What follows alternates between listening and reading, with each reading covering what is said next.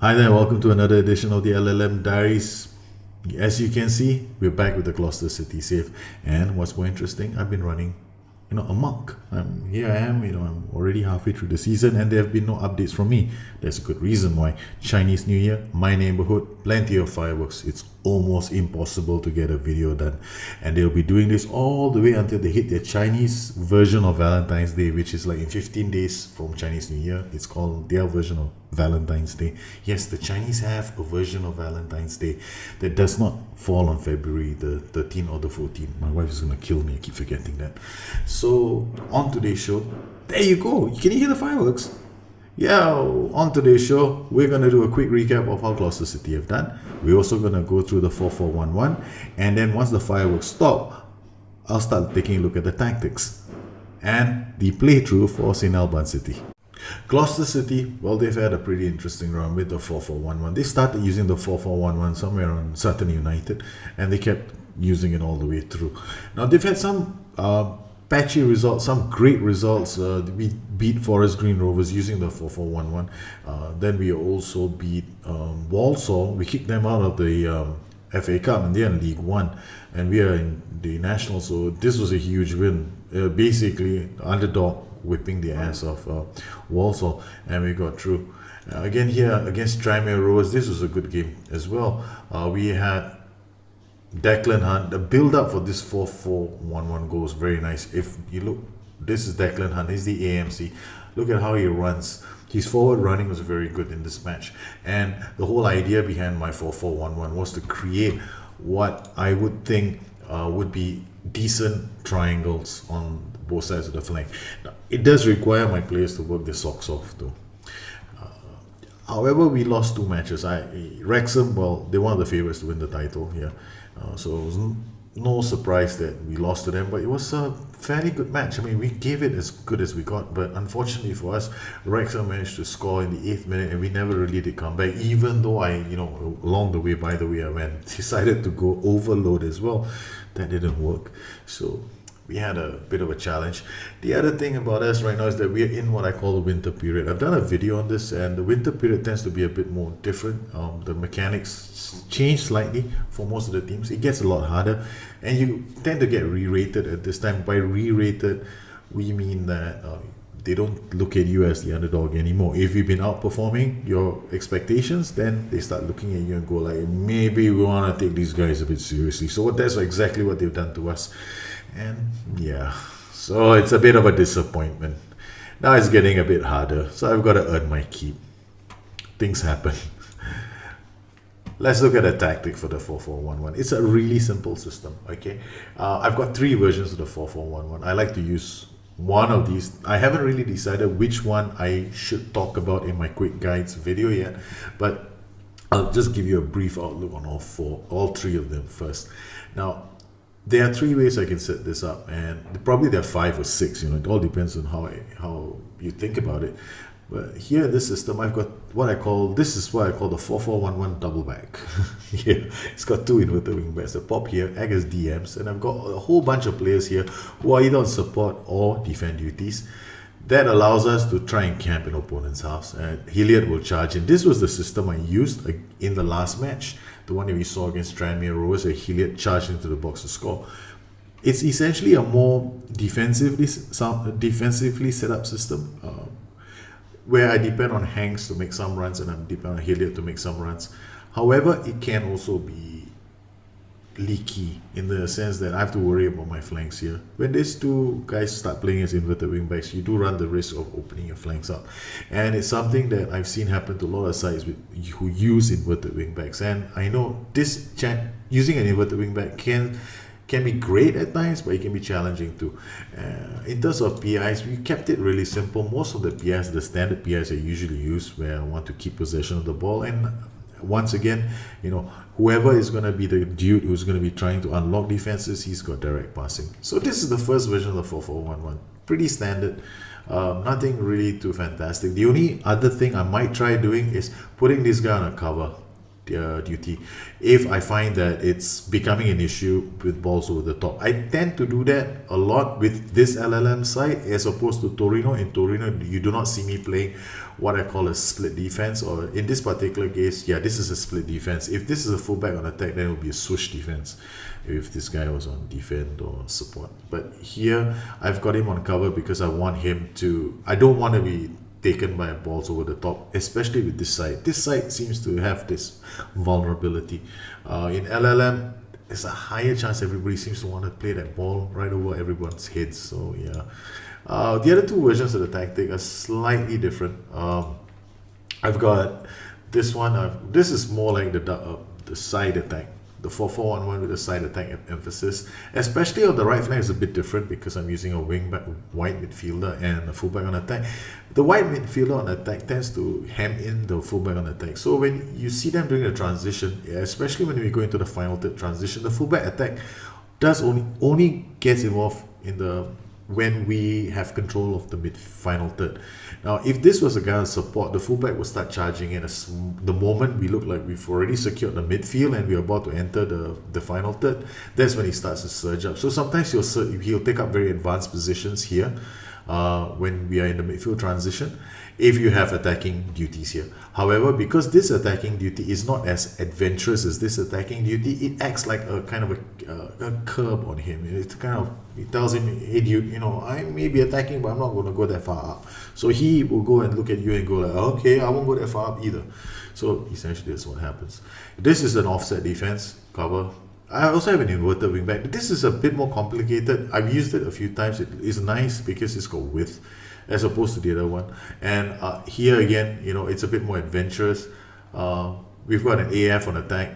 This whole idea behind the AF on attack is to test the defensive lines of the opposition.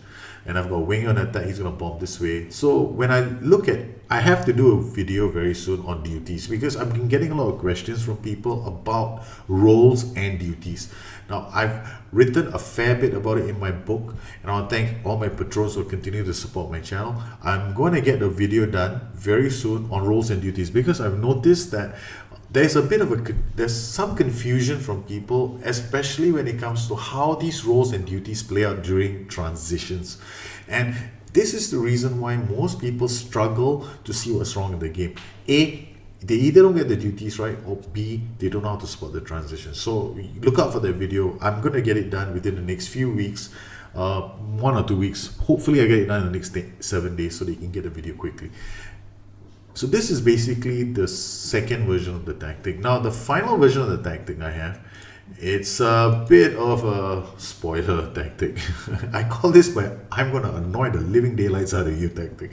Alright, I don't know what else. I haven't even thought of a name for this 4-4-1-1. The DLF drops the AM attacks, right? So what does this create? This creates some kind, and we've got all these guys on support except for this dude on attack. So this has width, but it also tries to compress play at the same time. It's got fluid settings, but it tries to compress play against certain sides. All I want to do is I just want to hold back. I'm not releasing anybody, and I actually observe what's happening in the game before I make the decision on whether or not I change things around. And usually I'll change things around here with these two boys. If I find that they are giving me space to attack their defensive line, I go structure, he goes AF, and maybe I'll turn this guy into an attack winger, and somehow or another it will look just like this tactic. So a lot of my tactics, I've created 3 versions, but I've been doing so many changes in games lately that I was thinking to myself, maybe I'll just show you 3 versions that I more than likely I'll change around in a game depending on the situation. Yeah, so this is the thing about a 4-4-1-1. Is there one specific 4-4-1-1 that can be applicable to all? Probably there is one, but it's probably going to be easier to use it with a really good side because then you can get away with murder. But with an LLM side or lower league side, it's not that simple it's not that simple a question to answer, simply because of the skill level that you're capped at because of the team that you have. Well, that's basically the roundup of the tactic. Alright, so the team's been set up and we're playing Alban City. We'll be at home for this match, I'm gonna try to play. I'm gonna watch what they do. So I'm also gonna take a play with a bit more space. You can call it space. All right. For the next match. All right, it's time for the match against LLM17 for a trophy that I've never won before, so I'm hell-bent on winning this trophy. So we're going to use a standard mentality and a structured shape. Why standard mentality? In a sense, that just means risk, right? So it's a average risk. You can call it average risk. Structured shape would mean that I want everybody involved in transitions. It will only generally affect those guys on attack duty ahead of the rest. And as far as the instructions go, shorter passing play or defense will point to box. The usual shouts that are always used. Yeah, we're going to have Alassani testing their defensive line. This FA trophy happens to be the one competition that's always... I've always slipped up on this competition. I mean, I'll lose to underdogs. I never won this. It's the one competition I absolutely abhor. I've been trying to win this since the day Championship Manager got released. Okay, so I've never won it, and this irks me to death. So we're gonna try our best here to win this match. I'm gonna be observing every single thing as if I could do that in the game. But well, that means I have to watch it on comprehensive, guys. You guys are stuck with me for comprehensive. So if you don't like it, well, then you might want to forward it to the end of this video. Odero with the ball. I'm looking for three things here. Okay, my transition, I'm looking, okay, fine, we have a decent build up into the midfield transition, which is good, and then they are trying to move the ball up into the attacking phase of the transition. I apologize for the fireworks behind me, and there's nothing I can do, or else we'll end up having to wait for a video for the next 10 days. Back to Mullins. Oh, the beautiful pass there, he does it to Mr. Kieran Thomas. Unfortunately, he's offside. Okay, so here in that transition, it worked out pretty fine. I look like I could use my flanks are being played well, and this is also a good indication that their midfield transitions are being snuffed by my positioning, or rather my defensive line. So that is one of the defensive line traps that I've set up. People have asked me this question: what's a defensive line trap? I've used it. I explained it in a 4-2-3-1 video. It's a combination of your closing down settings as well as your defensive line. If you set it up nicely, what you can do is create traps for the AI. The AI will end up in a situation where instead of being able to pass the ball, it's locked into it's going to have like limitations on its passing choices. And when that happens, they enter what I call a trap. At that point, when they get into that defensive line trap, they have to either boot the ball up or you tend to win the ball back. So it's a form like, do counter pressing, but you can't counter press on 19 minutes in a game. It's just impossible. You can't do that. Even Klopp's legendary counter pressing system doesn't work for 90 minutes. Here we go. So far so good. Gloucester City seem to have they're playing pretty well, actually. I'm kind of surprised. I'm not going to change things very much. The mentality, the amount of risk we're taking is all right, considering the fact how hard it was for us to actually walk away with a point the last time. We actually had to get the equalizer, and the match turned out to be a bit of a ball. And yeah, so here we go, Diagna with the free kick while it's over the top. Left side, Diagna does it. On the right side, on the right side of the goalpost, that's where Diagna does it. On the left side is where Joe Hanks does it. Well, they're doing okay. I expect them to do a lot better. Let's just... Why does Luke Williams get stressed out? I'm just telling them assertively, wake up. Okay, St. Albans have already changed their mentality. They've gone from a defensive mentality into what I call a standard mentality, and this is where I start thinking about my defensive line traps. I may need to change them because now they've actually pushed up high.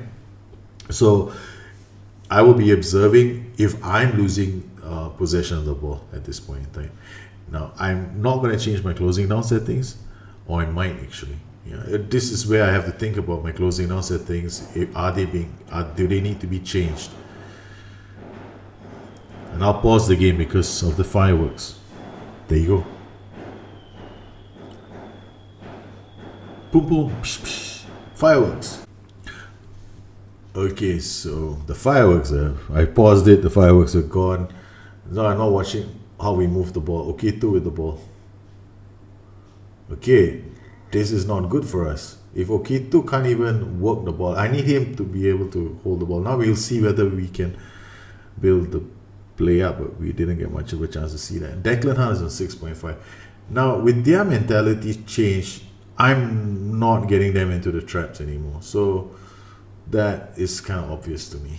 I've not seen enough of my own play to see where that is breaking down. In order to really tell where that was breaking down, I probably have to go into full highlights, so I'm not about to do that. Oketo to Marling. So this is where we are building play up in from the midfield. So we've managed to get our ball up into midfield, and that was fine, so that's okay. Oketo out to Luke Williams. Luke Williams plays it back to Oketo. We pull the play to one side, and fireworks again. Pause for a cause. Fireworks are gone. Marlings to Hunt. Jones clears that, but Hall does really well. Gets the ball back to Kieran Thomas. It's gonna be a corner. It's well, they didn't clear the danger. Oketo has the ball. Marlings tries to strike, but that shot is blocked again. Okay, so what is happening in the game? The game, I'm not seeing enough in terms of our attacks. Maybe I need to throw more people into the transitions, and if I need to do that, I'll probably change shape. Odero, Marlings, we're not winning the second ball as well, so this might, I have to watch now. The transition is broke down. We can't win the second ball. Casey with the ball. Plays it the ball. Rice. Now to Reeves. Diagna. Oh, there's a foul from Diagna. Junior Moras has been brought down. This is not something like, come on, ref. Receives a lecture is good for us. Okay, free kick for St. Albans. Hurt with it. Plays it. It's over, well over. Okay, we're going to make one or two changes right now. First thing I'm going to do is I'm going to pop into flexible. Second thing I'm going to do is I'm going to move my... I'm going to still stay on the same risk profile, except this time for my shouts, I'm going to push the defensive line up. And then I'm also going to make sure that these guys are closing down much more. They are. Alright, so I'm going to... Oh, there's one person I haven't checked. Oketo, yes. I'm going to clear him to close down much more. So we get one more guy in midfield closing down hard.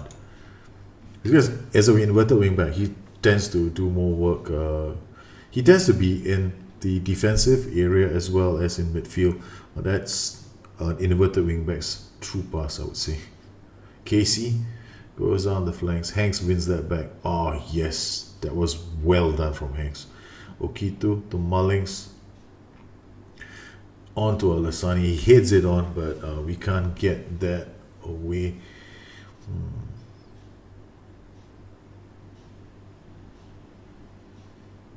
Into space for Odero. Odero will have to play this to Singh. Singh's clearance isn't that good, but at least we have Oketo to win the ball back. He plays into space again for Alasani. Alasani is through. Oh, what a great tackle from the defenders. Okay, Oketo with the throw. Plays it to Hanks. Oketo back. Has it. Luke Williams to Hunt. Does well out wide to Kieran Thomas. It's a brilliant ball. Crosses it in. Alasani shoots. Yes! We've scored. Yes! We've finally broken through the side. I don't believe it. Oh, you beauties. Thank you very, very much. I thought I had to be patient with this St. Albans City team because they've been an annoying team to play against. They've been so good defensively that I've had to make sure that I don't overcommit as well, because you never know in this game. If you decide I'm going to throw everything at it, then it gets you get into all kinds of problems as well. So Banks now with the ball. I can't get too excited too soon because we have to make sure that we win ball back. And the adjustment to the defensive line allowed us to now try to exert some control in the midfield area that we were not doing ever since the AI changed its mentality. One good thing about knowing the tactical creator the way I do is when I see the AI has changed to a higher mentality, okay, even if it has moved up, there's a strong possibility his defensive line also got changed it as well, because chances are they've tied it together. Now, in my way of playing, I unlink the defensive line from mentality. So you kind of know what the AI is going to be doing. Oh, and we scored the second goal. So you know what the AI is going to do. So if the AI has gone up a notch in mentality, it's also shifted its defensive line higher. Now it's taking more risk. It's doubling down on risk in a way. So you don't have to do that. So we kept to our mentality. We don't want to increase our risk, but what we are going to do is we're going to now press higher. So when you do your defensive line higher, what you're effectively telling your team to do is we want you to press a bit higher on the pitch. It does mean that your players have to get back, right? So that's what you have to be aware of. Are they getting back in time? So you're going to be looking out for these kind of things when you push your defensive line up. You're going to look out for, are my players having to run back facing the goal? In fact, it's going to be hard for me to tell because I'm watching on 2D Classic. I like to watch on 2D Classic. It's so much more easier and it's less stress on me. If the animations don't work out very well, at least I'm not so upset. Okay, Gloucester City against St Albans. This has been a very good match. Now I can afford to go to extended. That was a long... So it was so I talked about the 4-4-1. We played pretty well. We used the width. Here we go, Declan Hunt with the ball. Luke Williams was just there. He was teasing the players. Luke Williams does well. Alassani, he almost made it. This would have been a great performance. Well, I seriously, this may look like we are one-siding St Albans City, but when we played them, when we traveled to face an Albans City, I actually had a very hard time against them. I never would have thought this was possible, but I almost lost the match. They played so well, and they were so defensively solid in their performance that I had to throw literally 4 players into attack from my midfield just to win the game, just to get the equalizer rather. And I've learned from their lesson, and I've given them the respect this team deserves in this round of the match. So all I was doing in this match, if you notice at the start, all I was doing is looking at transitions. I was spotting transitions to see where they broke down and whether my defensive line traps were working. And right now, the AI is probably either on standard or on control, because I've seen a shift in the way it's playing. It's playing slightly, it's probably gone to control instead of standard. It's pressing slightly higher up the pitch, and it's managed to pull 1 goal back. Yeah, right. I knew that was going to happen. But okay, we're going to go to control flexible as well. I saw that happen, and now they've changed into an attacking version of their tactic. So they've gone to a 3-4-3. Komodkis. Hanks clears the danger. It's gone to Rice, and my word, they almost got the equalizer. I shouldn't be doing this. I should actually change while we're watching this. It's probably a bit late. This guy should go down to fullback on support, and this guy should go to fullback on support. And we should change the system mentality to structured, and I should go to standard, and I will play with a normal defensive line. Pass into space. So this time, if they do strike me again, and if I win the ball back, if there's still time to worry about that, then I can actually strike them behind where they are exposed. With the 3 central defenders, there will be spaces to exploit. Rice to ball. This is a nervy end to the match for me. Jones, Diagna. Playing intelligently, he plays it out to touch the side. Why couldn't he kick it a bit harder? 91 minutes, and I actually have to defend again. What a cross to Thomas, Hunt, Rice, back to Jones. Diagna clears it. Oh, and Williams is the ball. This is what I'm hoping for. Come on, Williams. We are playing on structure for a reason. It was not a very good pass into space. Greaves. Defensive. Oh, and Hurd is off. He's got behind our lines. He is charging down, and it's a cross that finds nobody. 1 more minute. We have to hold on to St Albans. I don't believe I'm saying this, but we have to defend against a team that's a league lower than us. Just piercing with the goal kick. Please, I don't want any fireworks from my neighborhood. Just because I'm playing St. Albans City.